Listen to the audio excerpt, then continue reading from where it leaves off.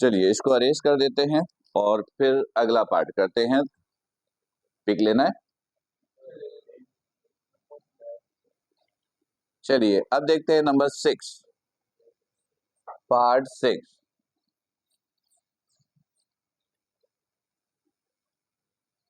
Number 6,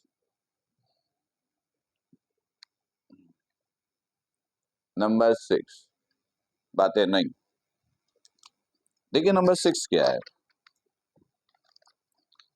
number 6 में कह रहे हैं, हाँ ये एक थोड़ा सा लेंदी टाइप का क्वेश्चन आया है। अच्छी तरह समझो, इसमें ट्रिक आसानी से समझ सकते हो। 2 + 6 + 12, 2 + 6 + 12, फिर डॉटेड लाइन, फिर n+1, n+1 equal to 1/3 n+1 n+2। Question बिल्कुल यही है, ठीक है। देखिए आप लोगों ना, जब हम ट्रिक स्टेप 3 में आए तो ट्रिक पे ना कॉन्सेंट्रेट कीजिए कि सर क्या बोल रहे हैं, सर क्या समझाने की कोशिश कर रहे हो, उस पर गौर करो और उसको फिर जहन पे रखने की कोशिश करो। सबसे पहले पहला स्टेप क्या करें, let power of n is equal to 1/3 n+1 n+2। तो n की जगह क्या रखना है, 1 रखो, पावर ऑफ 1, 1/3 1, 1+1 1+2। तो पावर ऑफ 1 1/3, ये 1 लिखने की जरूरत नहीं, 2, 1+2 3, ये cancel, power of 1 is equal to 2। हो गया पहले से? नहीं लग सकते, सिर्फ 1। 1 का मतलब ही पहला टर्म है, 1 के अलावा कुछ नहीं रख सकते आप। सही आ गई बात समझ में? दूसरे स्टेप में क्या करना है, put n is equal to k, यही है ना, भी मैंने शॉर्ट फॉर्म में लिख दिया है। फॉर्मेट आपको पहले से बताया है, क्या करना है, k+1 1/3 k+1 k+2, इसे इक्वेशन 1 का नाम दीजिएगा। ये बात भी समझ में आई हुई है। तीसरा स्टेप अब शुरू कर रहे हैं। तीसरे स्टेप में क्या करना है, गिवन इक्वेशन के इक्वल के लेफ्ट हैंड पर ये जो वैल्यू लिखी हुई, ये वाली, ये इसको लेना है और यहां पर n की जगह k+1 रखना है और सिंप्लीफाई कर लेना है। नाउ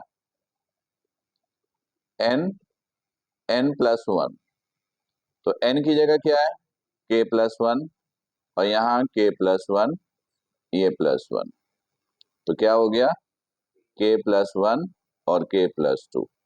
अच्छा यहाँ पर एक ट्रिक बता दो,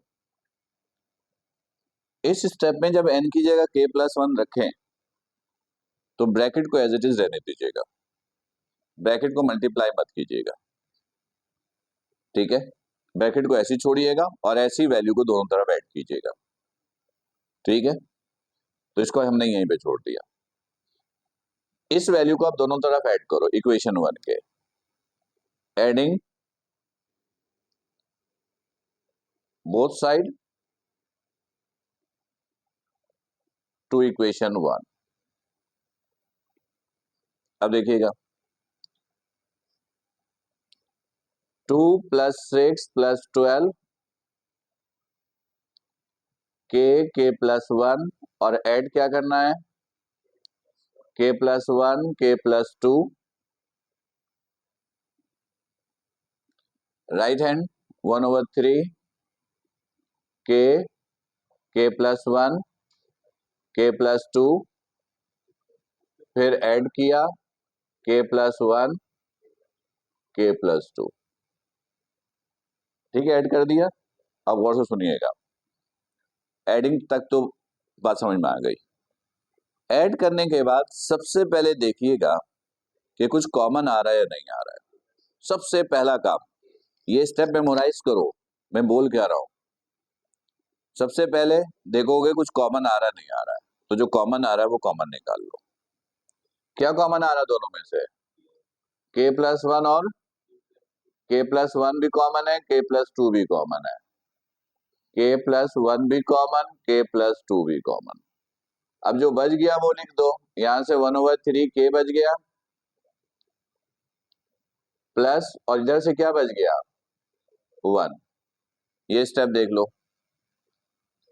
मैं फिर रिपीट कर रहा हूं मैंने क्या बताया। मैंने कहा ऐड करने के बाद सबसे पहला ट्रिक ये देखो, कुछ जो कॉमन आ रहा है कॉमन निकालो, और कुछ नहीं करने की जरूरत है, कॉमन निकालो। निकाल लिया कॉमन।